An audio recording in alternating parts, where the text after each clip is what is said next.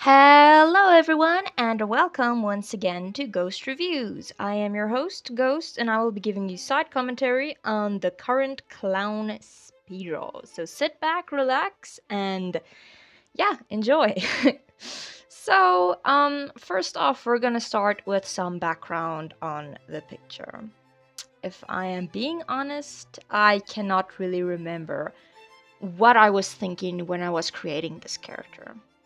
I mean, the main idea was just to create someone who would be the crazy clown, the orange haired guy's rival.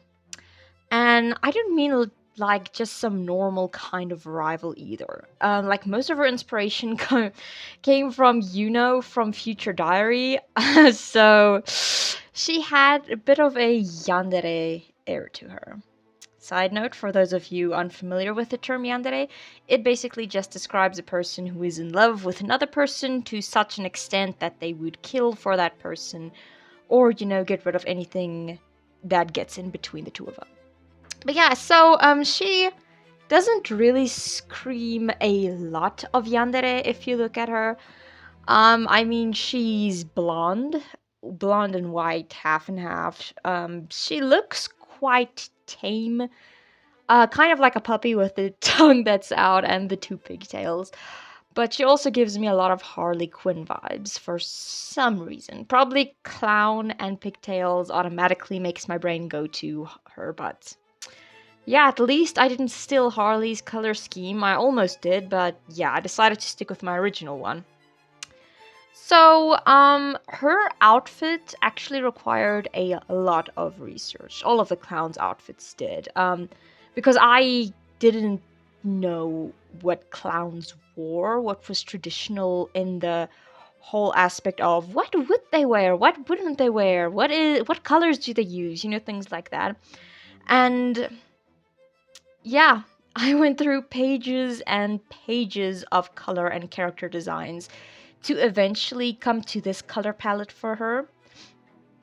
And yeah, I know that she's not as brightly colored as my other clowns, but I think the first purple hair clown, I'm probably going to redraw her.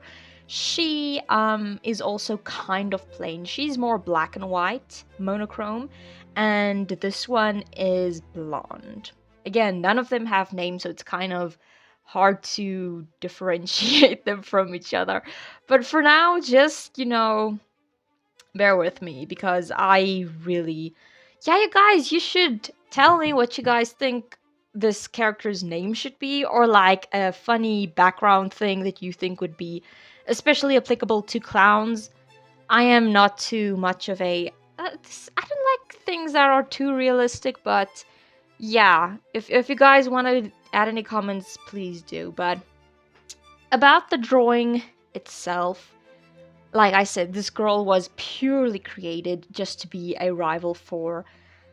I think I made him the main character. She's kind of like the opposite of the whole vengeful spirit kind of guy. So she's more of a poltergeist. If you guys don't know what a poltergeist is, it's basically a nagging spirit. Also, when people annoy you a lot and kind of step on that last nerve that you have, that last bit of hope in humanity, and people just break you down, that's usually a poltergeist type of character, which I should know because yeah, I'm not gonna go into detail. But yeah, she's playfully ignorant and someone who is still knowledgeable enough to be able to mentally torture you. Like, oh, this annoys you? Let me do that. See how far it can take you, but she's also a bit of a flirt, I think. I made her a bit flirtatious, as you can see, with a little, tongue sticking out. But a lot of my characters kind of have that. I don't know why. The cute little tongue is just adorable for me. So, I wanted to add that. Oh, she's like a sexy, cute character, which is not found too often. It's either cute or sexy, but both of them, yeah, that's not something. And canonically, she's like super short with an annoyingly high pitched voice. Don't ask me why. I thought it worked, and I'm gonna stick to that. We're just gonna Keep her as is. Oh, guys, you know what? I just realized. You know her mouth and her cheeks? That kind of black line reminds me so much of it, and I did not notice it when I was drawing her. Oh my goodness. Okay, well, at least we can see where my influence comes from.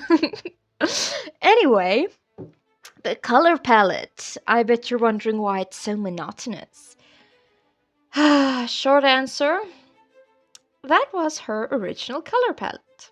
Yeah, for some reason I thought that a monotonous yellow was gonna work for her. It was the first thing that came to mind, and I don't know why, because there's not a lot of yellow in my characters. I mean, aside from the yellow jacket from the green hair clown, but yeah. I don't know, man. She originally I did use a darker yellow, but I decided against it for some reason. I don't know why, but she looks okay. She looks kind of a creepy vibe, like those sinister clowns you see in Five Nights at Freddy's. I think there's just one now that I think of it. I don't know. Anyway, so I kind of just muted all the colors together. I found a free color palette on the internet, so I was like, hey, let's use this. But the darker yellow screamed too much, and the lighter yellow was a bit more harmonious. Oof, I don't know, man. It's a very strange balance that I tried to do over here. She looks good, don't get me wrong, but I kind of wish I changed just a few things. Probably in a different lighting I'll change the yellow used, but but you know who else inspired this girl? I mean, it's probably obvious. You guys saw the first ever speed paint that I did, but Melanie Martinez. Yeah, I don't know. She doesn't really give me a lot of clown vibes, but the half and half hairdo from like all her music videos, I had to, well, the early Melanie Martinez. She doesn't really have that anymore with her new creature design, but yeah. I originally wanted her to be half like black and yellow, or black and white. Either way, I wanted to do something like that, but I wanted one half to be blonde. The black screamed too much, so I changed it back to white, which was her original design, but yeah. This is why we have first drafts to see what works and what doesn't. She is a creepy, crazy clown, and I really do love her monotonous design. I also decide to give her that weird frill thing around her neck. I don't know what it's called, but yeah, it looks good. The original idea I had was great, but the reference that I used wasn't the most realistic, so it kind of looks a bit off. It was a first attempt, so I can forgive myself. I butchered it completely, but at least the idea is there. So I'm gonna forgive myself in that. It's that, the frillies, and the stupid ass hat. I did not add the birthday hat because I wasn't feeling like adding a hat on top of ponytails. Pigtails. If you girls out there, you know how hard it is to keep two pigtails upright. And it already kind of hurts your scalp, so if you gotta put a hat on top of that, it hurts. I know realism can be thrown out of the window with art, but for me, it was.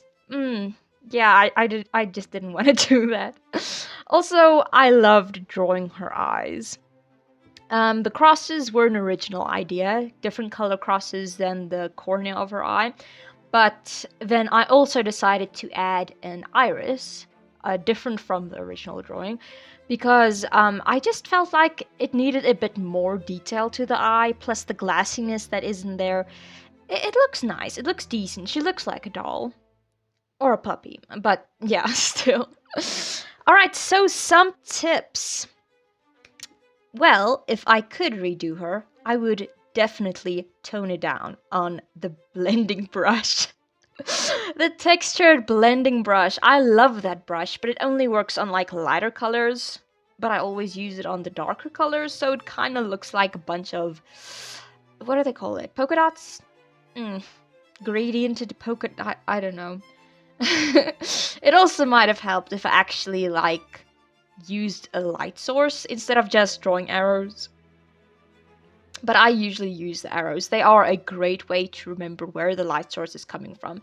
Especially in pieces like this, you cannot see the purple light all too well, but I used it wasn't white light, it was yellow light. The yellow light from the left hand upper corner and purple light from the right hand lower corner. And they kind of just contrast and cast a silhouette. Of course, the more I study light, I'll probably be able to draw better shadows, and the more like real life studies I do from like movies and stuff, I will get it right eventually. But for now, we're just drawing to have fun. So yeah, that's yeah. The other tip that I have is sticking to your different layers. This is especially for people working on Ibis Paint, or I'm not so sure on Krita. Krita is a bit more different than what I'm used to. So, when you're doing digital art, let's say you have your picture now, right? You have the line art already on top, and you've got the different color layers at the bottom, like the white on one layer, the brown on another layer, etc., etc. So what you're gonna do is, instead of doing what I did here, merging all the flat colors and adding the shading and the lighting afterwards, you go on top of, let's say, the skin layer. You're sticking to the skin layer and you're adding a clipped layer on top of that for the shading, a clipped layer on top of that for the highlights, etc., and so forth. And yeah, and it does work better in my, opinion, and of course in my experience, because you don't have to go back and erase the shadows that fell on a place that shouldn't be there. But other than that, you can probably just use a lasso tool. I don't use it that much because it doesn't work that well for me, especially since my hand-eye coordination isn't that well. But I mean, whatever works for you. I can give you guys tips, but overall it's up to you if you guys want to use it anyway. And yeah, the last tip then. And forgive my language, but use a goddamn reference. If you're starting out, drawing something new can especially seem overwhelming. That is why using references and learning from your favorite artists or from cartoon shows can help you eventually find your own style. So, yeah, you can choose what you're gonna use though, but still, it's a good idea to have a little picture here on the side or on an open tab on your computer, but just something that you can look back on, like, what idea am I following here? It can even be like a collage of images that you use, but still, the idea should stick. There should be at least one reference, probably like 2 or 3. I mean, one for the body, one for the outfit, one for the color scheme. So yeah, other people use references in a different way, but no, if you change it up enough, you can use a pose that already exists. I mean, there's only so many poses out in the world, so I'm not saying steal someone else's reference. I'm just saying do the easy thing. Oh, that's horrible. I'm teaching you guys very bad. But yeah, that is I think those are all the tips for today. So yeah, everybody, that was my speedrun of this crazy blonde clown girl. I think she turned out pretty cute. And I am really happy with the end result, even though there are a few things that I would have wanted to change. She isn't perfect, but I really do love it. So, don't forget to leave a comment on what you think her name should be, and I will pick the winners in probably a future video. If I'm not getting any comments, then I'm just gonna start naming them myself. And, oof, I'm very bad with names, so you guys have to bear with me here. Okay. Yeah, so don't forget to like and subscribe if you are enjoying this content so far, especially if you do want to see more creepy clowns in the future, then likes would be appreciated. Comments, not so much. I know people have a lot of busy schedules, so yeah, whatever suits your fancy, and I will see you guys next time. Bye!